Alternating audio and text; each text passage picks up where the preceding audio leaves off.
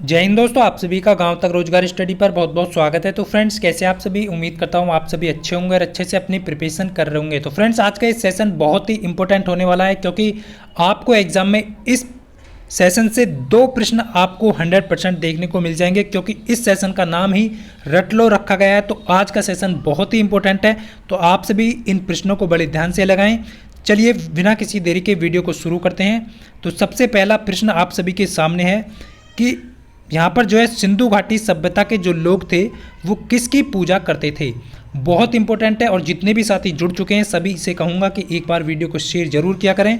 देखिए, सिंधु घाटी के जो लोग थे वो किसकी पूजा करते थे, सभी साथी जल्दी से आंसर करेंगे। तो सही आंसर क्या हो जाएगा फ्रेंड्स? इस क्वेश्चन का आंसर हो जाएगा ऑप्शन डी, पशुपति की शिव की पूजा जो है सिंधु घाटी के लोग किया करते थे।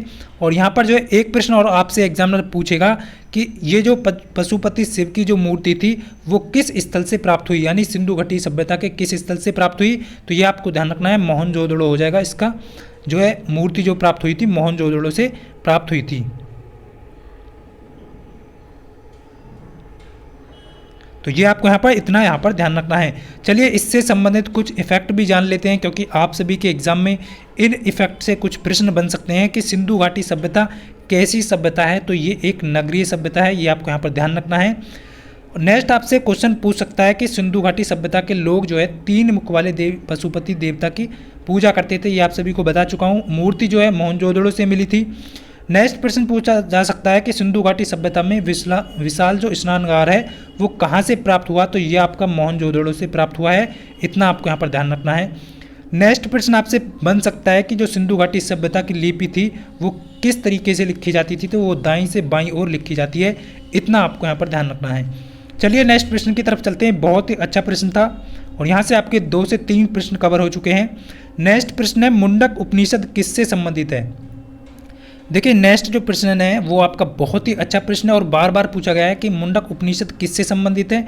बहुत सारे कैंडिडेट क्या करते हैं, ऋग वेद यहाँ पर लगाते हैं, लेकिन एग्जामिनर आपका ऐसे कर देगा। यहाँ पर जो राइट आंसर हो जाएगा ऑप्शन बी करेक्ट हो जाएगा, अर्थवेद से संबंधित है। और मुंडक उपनिषद को ही मंत्रो उपनिषद के नाम से भी जाना जाता है। कभी आप चौंक जाएं एग्जाम में कि आपको दे दिया जाए कि मंत्रो जो उपनिषद है वो कौन सा है, तो मुंडक उपनिषद ही मंत्रो उपनिषद है। तो इतना आपको यहाँ पर ध्यान रखना है। नेक्स्ट प्रश्न की तरफ चलेंगे फ्रेंड्स, और आपको एक चीज़ और ध्यान रखनी है यहाँ पर जो है, जो कि बहुत ही इंपॉर्टेंट है, कि भारत का राष्ट्रीय प्रतीक जो है वो कहाँ से लिया गया है। तो मुंडक उपनिषद से लिया गया है, जो कि आपका सत्यमेव जयते है, सत्यमेव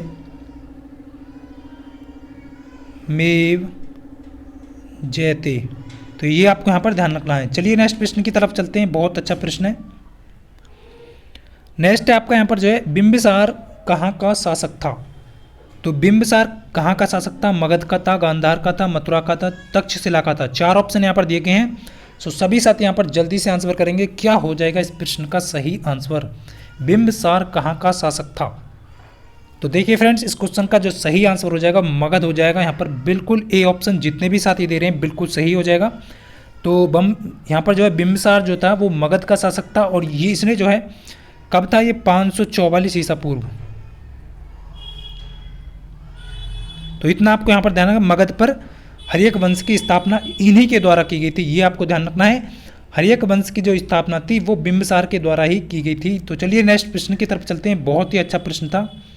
नेक्स्ट प्रश्न आपके सामने फ्रेंड्स, सभी साथी यहाँ पर आंसर करेंगे कि 24वें जैन तीर्थ का नाम क्या था। 24वें जो जैन तीर्थकर थे उनका नाम क्या था। 4 ऑप्शन यहाँ पर दिए गए हैं। बहुत सारे कैंडिडेट यहाँ पर आंसर गलत करने वाले हैं, लेकिन आपको आंसर यहाँ पर गलत नहीं करना है। तो सही आंसर बिल्कुल डी ऑप्शन हो जाएगा, यहाँ पर महावीर हो जाएगा। जितने भी कैंडिडेट यहाँ पर महावीर दे रहे हैं कि 24वें जैन तीर्थकर कौन थे, तो महावीर हो जाएगा यहाँ पर। तो ये आपको यहाँ पर ध्यान रखना है। महावीर जी की बात करें तो 599 ईस्वी में इनका जो है लगभग जन्म, 500 ईसा पूर्व माना जाता है इनका जन्म जो है, वो आपको ध्यान रखना है। कहाँ पर हुआ था? कुंड ग्राम वैशाली में इनका जन्म हुआ था। और आपसे एग्जामिनर पूछ ले कि जैन धर्म के पहले जो संस्थापक थे वो कौन थे, तो ऋषभ पंत हो जाएगा यहाँ पर जो है, ऋषभ देव, सॉरी यहाँ पर ऋषभ देव हो जाएगा सही आंसर। संस्थापक पूछ लिए जाएँ आपसे। और 23 में आपसे पूछे जाएँ तो पार्श्वनाथ हो जाएगा 23 में जो है इसके जो है तीर्थकर। ये आपको यहाँ पर ध्यान रखना है। नेक्स्ट प्रश्न की तरफ चलेंगे। बहुत ही अच्छा प्रश्न था। नेक्स्ट प्रश्न जो है वो आपको यहाँ पर ध्यान रखना है फ्रेंड्स। गौतम बुद्ध ने अपना पहला उपदेश जो है वो कहाँ दिया था? देखिए बहुत अच्छा प्रश्न है और एग्जाम में बार बार रिपीट होता है ये प्रश्न कि गौतम बुद्ध ने अपना पहला जो उपदेश था वो कहाँ पर दिया था। 4 ऑप्शन दिए गए हैं, जल्दी से सभी आंसर करेंगे। बिल्कुल यहाँ पर जो है सही आंसर क्या हो जाएगा आपका जो है पहला उपदेश सारनाथ में दिया था, तो सी ऑप्शन यहाँ पर हो जाएगा बिल्कुल सही। और इन्हें ज्ञान की जो प्राप्ति हुई थी वो कहाँ हुई थी? बोध गया में इन्हें ज्ञान की प्राप्ति हुई थी, तो ये भी आपको यहाँ पर ध्यान रखना है।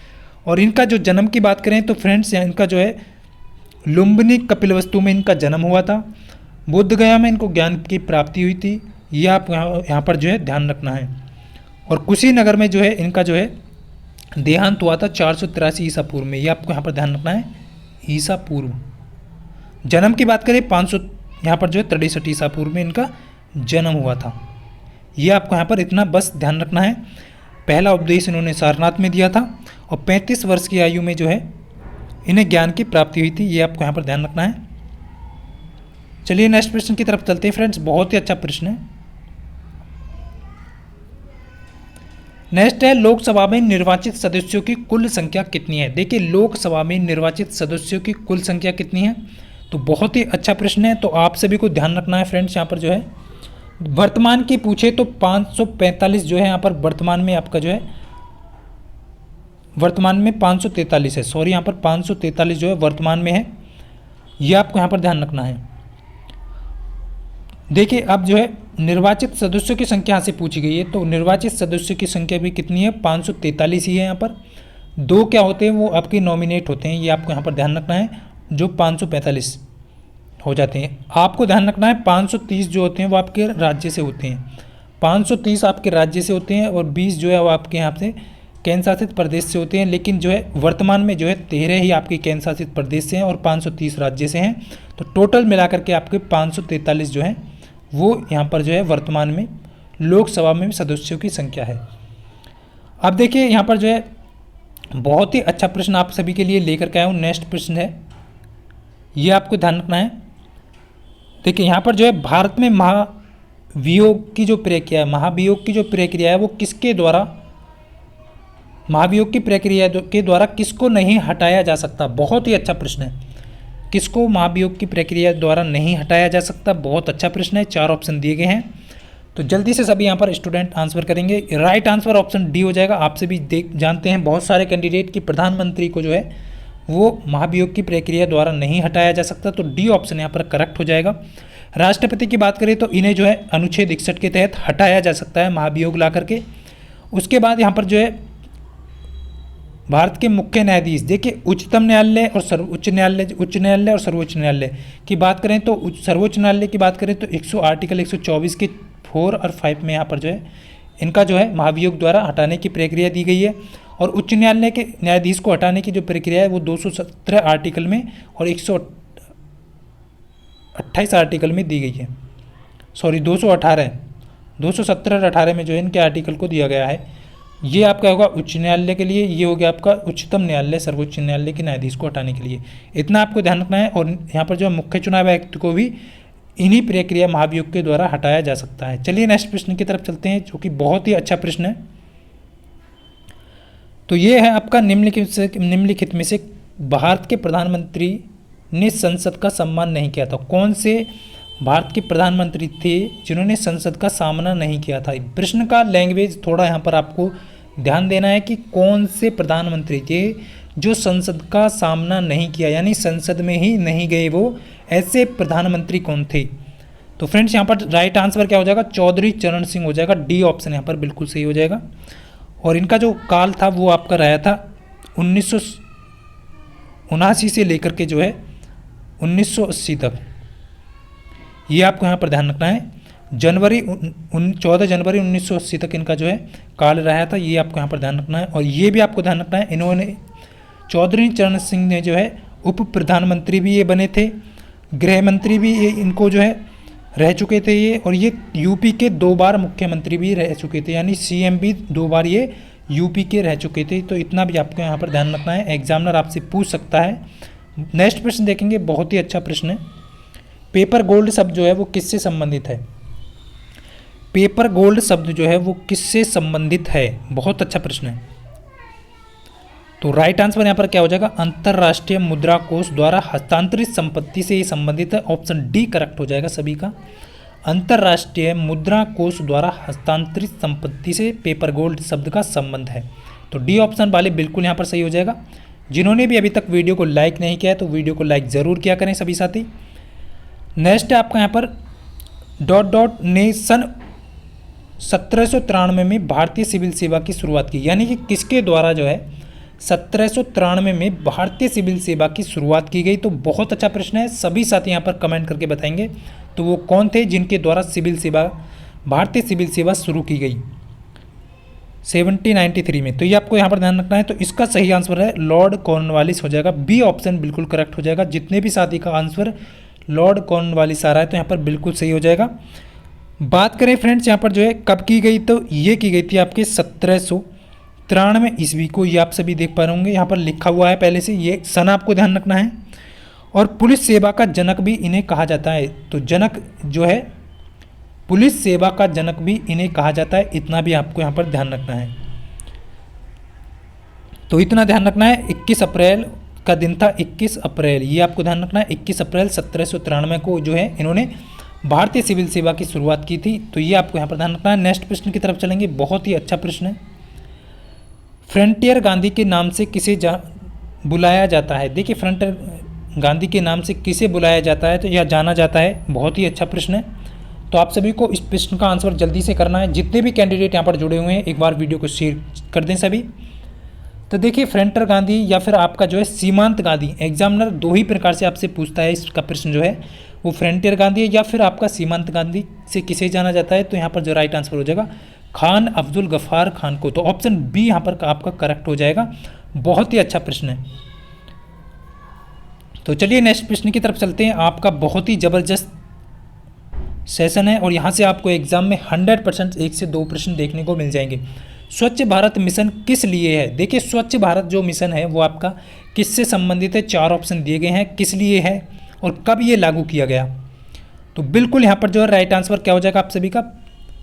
तो यहाँ पर जो है नहीं ए नहीं होगा, यहाँ पर बिल्कुल सी ऑप्शन है, भारत को स्वच्छ व स्वास्थ्य बनाने के लिए। तो सी ऑप्शन बिल्कुल सही हो जाएगा यहाँ पर जो है, ये आपको ध्यान रखना है। तो ये हो जाएगा यहाँ पर जो है 2 अक्टूबर, ये आपको ध्यान रखना है 2 अक्टूबर 2014 को गांधी जी की जयंती पर 2 अक्टूबर 2014 को जो है इसकी शुरुआत की गई थी गांधी जी की जयंती पे। और ये आपको यहाँ पर ध्यान रखना है फ्रेंड्स। तो इनकी जो ये आपको ध्यान रखना है 2000 किस सन को, एग्जामिनर पूछ लेगा कि गांधी जी की जो 150वीं वर्षगांठ थी वो किस सन को बनाई गई, किस सन में बनाई गई। तो 2019 को बनाई गई। ये आपको यहाँ ध्यान रखना है, बहुत ही इंपॉर्टेंट है। चलिए नेक्स्ट प्रश्न देख लेते हैं, बहुत ज़बरदस्त प्रश्न है। नेक्स्ट यहाँ पर यूनिसेफ का मुख्यालय कहाँ स्थित है। देखिए यूनिसेफ का जो मुख्यालय है वो कहाँ पर स्थित है। तो इस प्रश्न का सही आंसर आपका क्या हो जाएगा। बिल्कुल यहाँ पर बहुत अच्छे सभी साथी यहाँ पर जो है न्यूयॉर्क हो जाएगा इस क्वेश्चन का सही आंसर, जो कि अमेरिका में है। यूनिसेफ का मुख्यालय कहाँ पर है, न्यूयॉर्क अमेरिका में है। ये आपको ध्यान रखना है। और इसकी स्थापना भी आपसे एग्जामिनर पूछ सकता है। तो ये आपको ध्यान रखना है, इसकी जो स्थापना है 1946 को की गई थी। 1946 को इसकी स्थापना की गई थी, ये आपको ध्यान रखना है। चलिए नेक्स्ट प्रश्न की तरफ चलते हैं, बहुत ही अच्छा प्रश्न है। और ये जो है पीछे संयुक्त राष्ट्र बाल कोष से संबंधित था, ये आपको ध्यान रखना है। पद्म श्री से सम्मानित किए जाने वाले पहले हॉकी खिलाड़ी की पूछा गया है यहाँ पर। तो ये प्रश्न जो है बहुत बार एग्जाम में पूछा गया है कि पद्म श्री से सम्मानित किए जाने वाले पहले, यहाँ पर जो है पहला जो वर्ड है वो आपको ध्यान रखना है, हॉकी खिलाड़ी कौन थे। नहीं ऑप्शन नहीं होगा, एग्जामिनर ऐसे कर देगा। तो बलबीर सिंह सीनियर हो जाएगा यहाँ पर, बी ऑप्शन करेक्ट हो जाएगा आपका, पद्म श्री से सम्मानित। और ये भी आपको यहाँ पर ध्यान रखना है, इन्हें जो है 2015 में जो है अचीवमेंट लाइफ टाइम अवार्ड से भी सम्मानित किया गया। लाइफ टाइम अचीवमेंट अवार्ड से भी इन्हें सम्मानित किया गया 2015 में। और ये जो है इन्हें जो दिया गया था, इन्होंने क्यों दिया गया था पद्मश्री, 1952 में जो ओलंपिक हुआ था उसमें इन्होंने क्या कहा था, नीदरलैंड के विरुद्ध जो है 5 गोल बनाए थे, जो कि वर्ल्ड रिकॉर्ड किया था इन्होंने। ये आपको ध्यान रखना है। चलिए नेक्स्ट प्रश्न की तरफ चलते हैं, बहुत ही अच्छा प्रश्न है। किस देश को 1000 झीलों की भूमि के रूप में जाना जाता है? देखिए बहुत अच्छा प्रश्न है। कौन सा देश है जो 1000 झीलों की भूमि के रूप में जाना जाता है? बहुत अच्छा, सभी का यहाँ पर। तो फ्रेंड्स इस क्वेश्चन का राइट आंसर फिनलैंड हो जाएगा। ऑप्शन बी बिल्कुल करेक्ट हो जाएगा। हज़ारों की झीलों की भूमि किसे जाना जाता है? फिनलैंड को जाना जाता है। और फिनलैंड की राजधानी भी एग्जामिनर आपसे पूछ सकता है, तो इसकी जो राजधानी है हेलेंसिकी, इसकी राजधानी हो जाएगी। ये आपको यहाँ पर ध्यान रखना है। मुद्रा क्या है? यूरो इसकी मुद्रा है। तो चलिए नेक्स्ट प्रश्न की तरफ चलते हैं। बहुत ही जबरदस्त प्रश्न था। दुनिया के सबसे बड़े दुग्ध उत्पादन देश का नाम बताइए। देखिए दुनिया का सबसे बड़ा दुग्ध उत्पादक देश कौन सा है? 4 ऑप्शन दिए गए हैं, यूएसए, चाइना, भारत, इंग्लैंड। बहुत ही अच्छा प्रश्न है और 100% यहाँ से मैं आपको विश्वास दिला रहा हूँ, 1 से 2 प्रश्न 100% आपको एग्जाम में यहाँ से मिल जाएंगे। तो फ्रेंड्स बिल्कुल सही, यहाँ पर जो राइट आंसर ऑप्शन सी हो जाएगा। भारत जो है दुनिया का सबसे बड़ा दुग्ध उत्पादक देश है। दूसरे नंबर पे बात करें तो फ्रेंड्स यूएसए आता है आपका, अमेरिका जो है। तीसरे नंबर पर आपका पाकिस्तान आता है। चौथे नंबर यहाँ पर जो है इस तरीके से आप जो है केवल आपको 3 ही याद रखने हैं। दूसरा नंबर यूएसए का, तीसरा नंबर और भारत का फर्स्ट नंबर। अब देखिए एक प्रश्न और बनता है कि अंडा उत्पादन में जो है भारत का कौन सा स्थान है और पहले स्थान पर कौन है? तो चाइना जो है वो फर्स्ट स्थान पर है अंडा उत्पादन में, और भारत की बात करें तो भारत का जो है वो आपका तीसरा स्थान है। ये आपको यहाँ पर ध्यान रखना है। नेक्स्ट प्रश्न की तरफ चलेंगे। बहुत अच्छा प्रश्न है, क्योंकि जो प्रश्न बार बार एग्जामिनर आपसे पूछता है वही प्रश्न आपको एग्जाम में मिलने वाले हैं। कौन सा भारत का सबसे ऊंचा विक्ट्री टावर है? सबसे ऊंचा विक्ट्री टावर कौन सा है? दुनिया भारत का सबसे ऊंचा, यानी कि सबसे ऊंची मीनार यहाँ पर पूछी गई है। तो फ्रेंड्स क्या हो जाएगा इसका सही आंसर? जल्दी से सभी आंसर करेंगे। बहुत सारे कैंडिडेट कुतुब मीनार देंगे, कुतुब मीनार इसका सही आंसर नहीं है, मैं पहले ही बता देता हूँ। तो फ्रेंड्स इसका सही आंसर है फतेह बुर्ज। ऑप्शन क्या हो जाएगा? फतेह बुर्ज हो जाएगा इसका सही आंसर। ऑप्शन ए करेक्ट हो जाएगा। और ये कहाँ पर है? ये पंजाब के मोहाली में पड़ता है। ये आपको ध्यान रखना है, पंजाब के मोहाली में। तो इतना आपको ध्यान रखना है। और एग्जामिनर हाइट इसकी पूछेगा नहीं वैसे, तो आपको पर ध्यान रखना है 328 फीट की इसकी हाइट है। इस मीनार की जो हाइट है वो 328 फीट की है। जबकि कुतुब मीनार की बात करें तो फ्रेंड्स कुतुब मीनार की 238 जो है फीट हाइट है। ये आपको यहाँ पर ध्यान रखना है। तो चलिए नेक्स्ट प्रश्न की तरफ चलते हैं। बहुत ही ज़बरदस्त प्रश्न है। और कुतुब मीनार कहाँ पर है जल्दी से सभी कमेंट करके बताएंगे। देखिए नेक्स्ट जो प्रश्न है वो किस शहर में है? यहाँ पर पूछा गया है कि जंतर मंतर किस शहर में नहीं है। देखिए ये तो आप सभी जानते होंगे कि जंतर मंतर किस शहर में है, बट ये नहीं जानते होंगे कि जंतर मंतर किस शहर में नहीं है। 4 ऑप्शन दिए गए हैं। इससे पहले आप सभी ने ये प्रश्न शायद नहीं पढ़ा होगा, बहुत सारे कैंडिडेट ऐसे होंगे। तो देखिए यहाँ पर जो है आपका जो है सही आंसर क्या हो जाएगा? ऑप्शन बी हो जाएगा, नागपुर। जबकि यहाँ पर जो है वाराणसी में भी, उज्जैन में भी और जयपुर में भी, टोटल जो है 5 शहरों में जो है आपका जंतर मंतर है। तो ये 3 तो आपके हो गए, एक तो वाराणसी, उज्जैन, जयपुर और मथुरा, और नंबर 5 आपका जो है दिल्ली। तो ये आपको यहाँ पर ध्यान रखना है, इतना आपको ध्यान रखना है। चलिए नेक्स्ट प्रश्न की तरफ चलते हैं। बहुत ही अच्छा, और ये जो है किसने बनवाया ये भी आपको यहाँ पर ध्यान रखना है। राजा सवाई जयसिंह ने प्रथम ने ये बनवाया था, ये आपको यहाँ पर ध्यान रखना है। चलिए इनका जो निर्माण कराया था। चलिए नेक्स्ट प्रश्न की तरफ चलते हैं।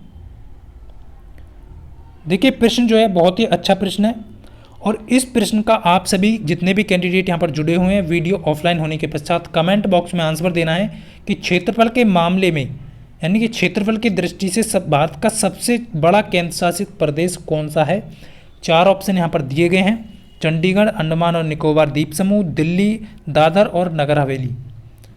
तो जल्दी से यहाँ पर सभी साथी कमेंट करके बताएंगे वीडियो ऑफलाइन होने के पश्चात। तो उम्मीद करता हूँ फ्रेंड्स आज का ये छोटा सा सेशन आप सभी को पसंद आया होगा।